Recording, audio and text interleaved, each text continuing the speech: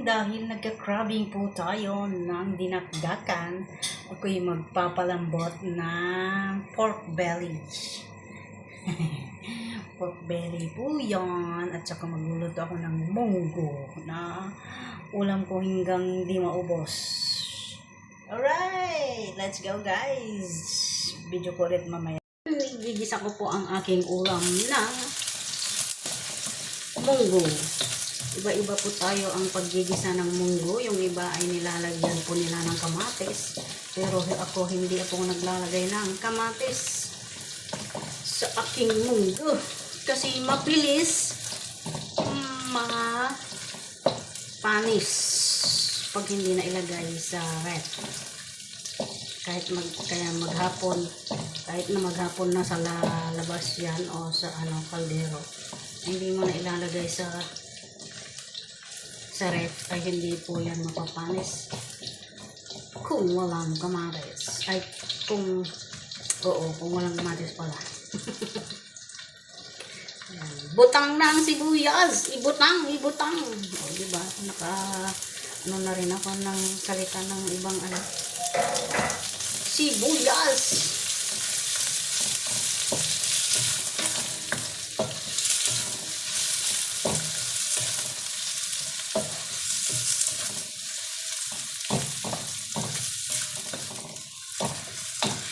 Ibutang na rin ang pork belly. Konti lang yan. Yung iba gagawin kong dinakdakan.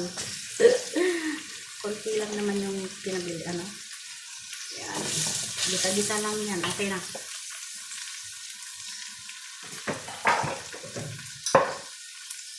Hindi pa ginagawa itong namin. Dito sa lababo. Hindi pa ayaw man lang asikasuhin. Marunong lang ako maglagay. Ako nang naglagay. Diba guys? Yan. Ako naglalagay ng kamatis.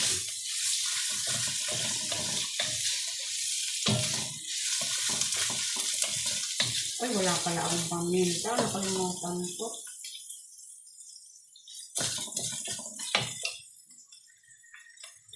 Ayan, maraming salamat mo nga po pala sa lahat ng mga nagbigay tulong para sa asawa ni Brother Ka-Aryo TV.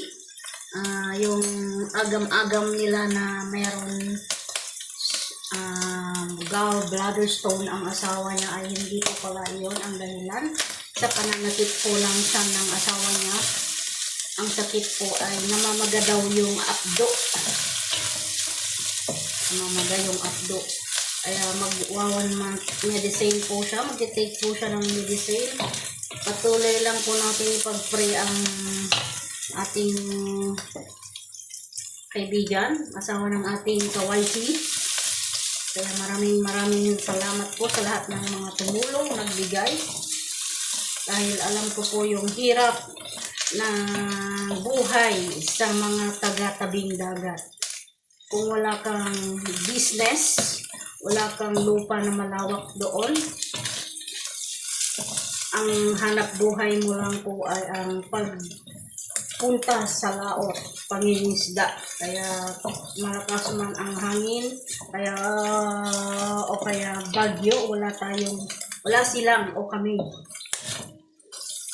mapaghahanapan ng buhay o mawalang makukuhang isda. Kung wala kang malawak na lupa po doon,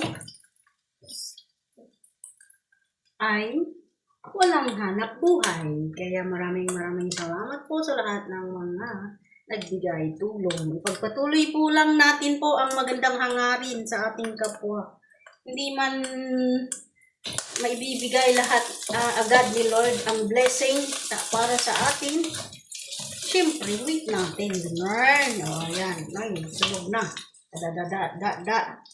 Nalagay ko na yung Anong bagoong dito kaya lang? Hindi na sana bagoong ilalagay ko.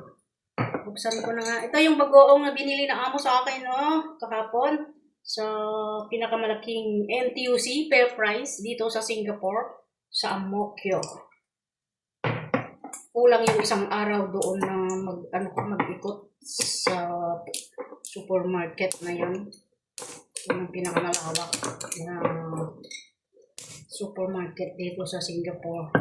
Ang tinatawag nilang FairPrice, NTUC. Nalagay ko na po yung ano. Yun na yan, brown naman na yung karne nyo. Diba? Ulam ko lang yan hanggang di maubos. Ilalagay ko sa rep, guys. Tapos ilalagay ko na rin yung ano.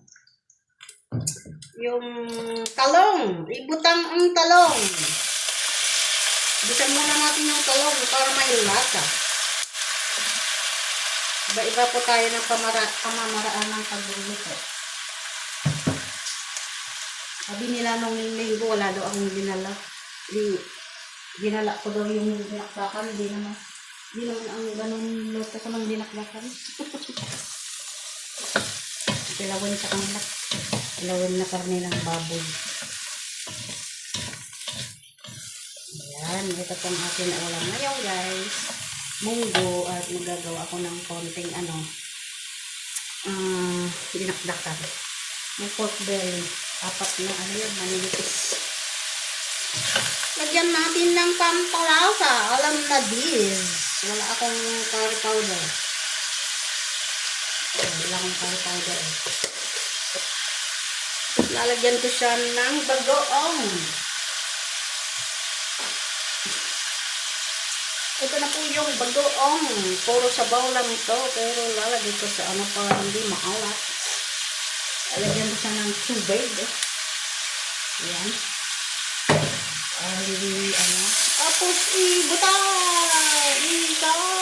Ayan. Sa Pilipinas, maraming isda yan.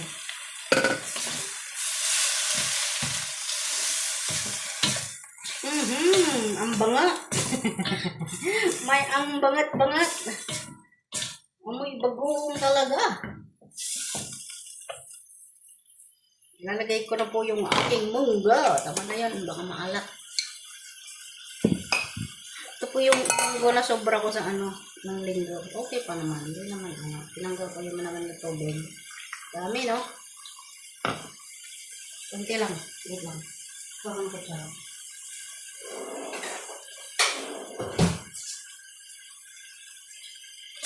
Yan na ang ating munggo. Ang dami. Tang na yan. Munggo is life. Kahapon, yung munggo na ice kacang nilagay sa ibabaw ng parang halo-halo sa Pilipinas. Sabi ko yung munggo sa amin. Uy, ang tawag si amo. Wait lang. Na po yung talong ay munggo. Lalagyan ko na po ng sabaw. Yan, sabaw yan, sabaw. Dibang damay. Hanggang hindi ko maubos yan, guys. Tapos, pag nag-ulam ako, may labuyo ako dyan. Sili na labuyo. Ko ng labuyo, nilalagay ko sa ulam ko. Hindi naman lahat para. Kasi ayaw ni Lola to eh. Hindi ko naman na alam yung number dyan sa baba namin. Bigyan ko sana siya ng ulam.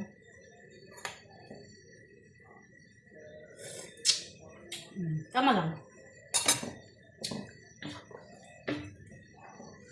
Ilan ko pa ng sabaw. Parang ang dami niyan. Ayan. May patis ako dito kung hindi matabang pala. Ilan ko lang ha.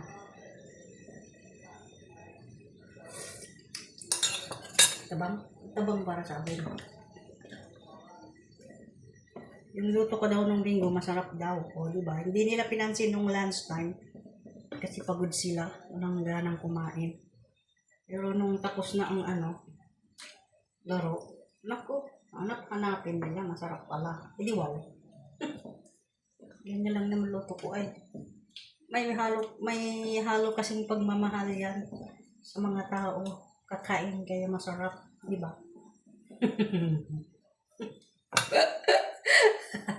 Sinong masabing hindi? Walang halong pagmamahal yung mga luto nyo. Maghiwa tayo ng pangdinakdakan, guys. Ayan, ganyan lang naman. Maninipis.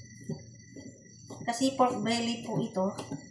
Kaya nipisan lang natin para hindi maumay yung kakain sana. Pero ganito sana yung paghiwa ng linggo. Lalapad yung karne niya. Kasi walang lasa. Kilawin daw. Paano kilawin niya? Wala namang kalasa-lasa.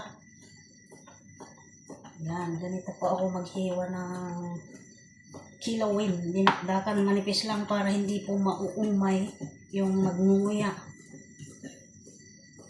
Yan. Ganyan.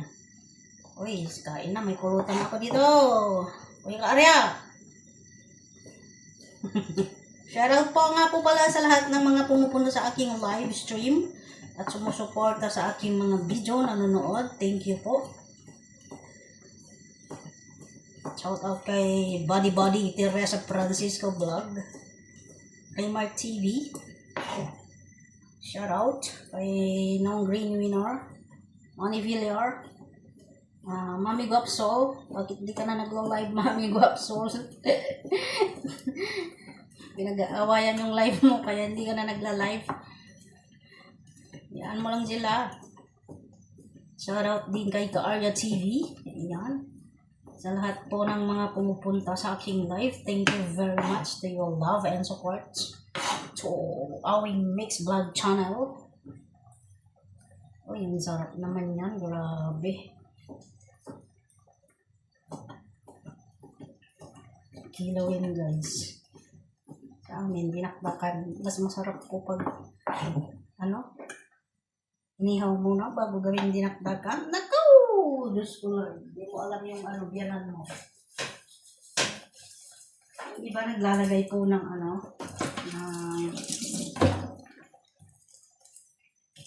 luya. At saka, ng baboy. Utak ng baboy. Ako hindi na, ganito lang. Sibuyas, sili, ng paminta sorry. Ako nakapagsabi kayo ng paminta, wala. Ang laki naman ng tinanggal ko sa sibuyas ko. Ayan po guys. Ulam ng to. Matatakam. Magpapagawa sila sa 16. Kaya next punta ako sa Siksong. Bibili po ako ng ulo ng mukha. Maskara ng baboy. Yun po ang gagawin ko. At saka may mga tenga-tenga. Gagawin kong dinakdakan mas mura. Kaysa yung laman-laman.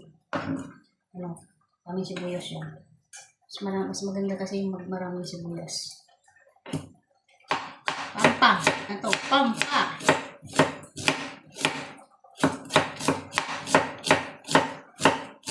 Tapos, hiwa ako ng sili. Uy, yung daming sibuyas. Grabe siya, Tsaka siyempre, may suka ako. Yung suka ko po ay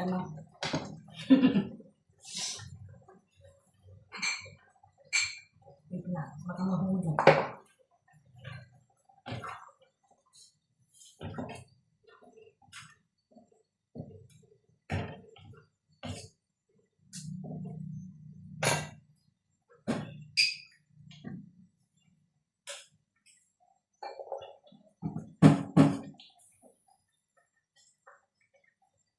Ito po guys yung yung suka, rice wine, rice vinegar.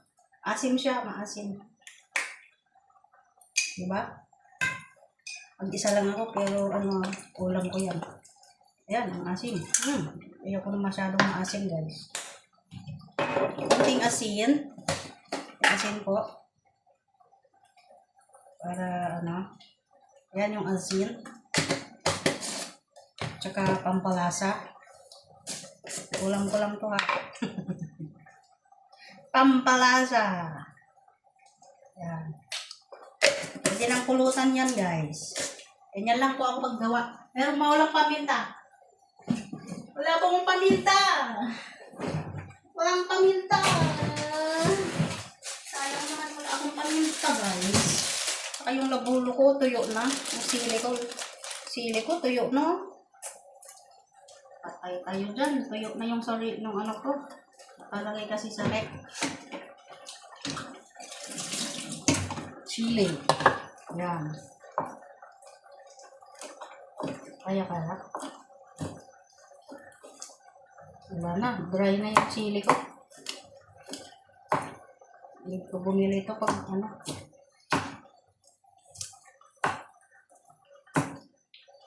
Hindi mo nalagay yung ano. Seeds. Hindi masyadong ano. Alright. Yan po ang aking ulam. Kilawin. Dinakdakan. Ganyan lang yung dinakdakan namin. Ayaw ko maglagay po ng mayonnaise. Yung iba kasi nilalagyan po nila ng mayonnaise. O kaya utak. Yan yung ano ng baboy. Ganyan lang po. Ganyan lang po yung ginagawa kong ano.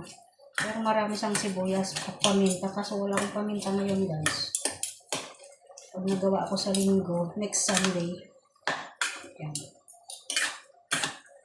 Pero maskara po yung gagawin ko doon sa next Sunday. Hindi po ganito na laman.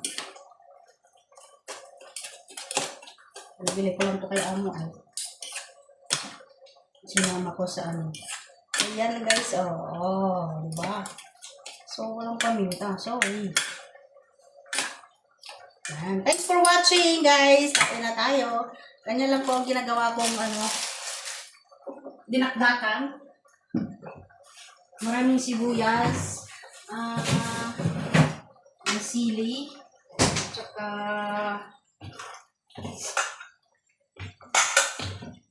labuyo. Sili labuyo. Then paminta. Suka ng bigas. Rice vinegar. Sibuyas. Then pampalasa. Yun lang. Lang naman, hindi ko na po siya nilalagyan ng ano, ng utak ng baboy o kaya mayonnaise kasi nakakasira po yung tiyan. Baka magtai po yung kakain kaya hindi ako naglalagay. Ganyan sana. Sarap niyan. Kaya pulutan na yan, pulutan. Kaya pulutan. Tamang na. Tama ang asin. Grabe. Yan po yung aking munggo. Okay na po siya. Diba? Simple lang magluto si Aweng pero may taste po yan. Hindi mo na kailangan maraming sahog-sahog. Yan. Masarap ang munggo pag hindi na mainit. Mainit ka siya. Alright, kain na po tayo. Salamat po sa lahat ng mga manunood sa aking video at live stream. Thank you. God bless.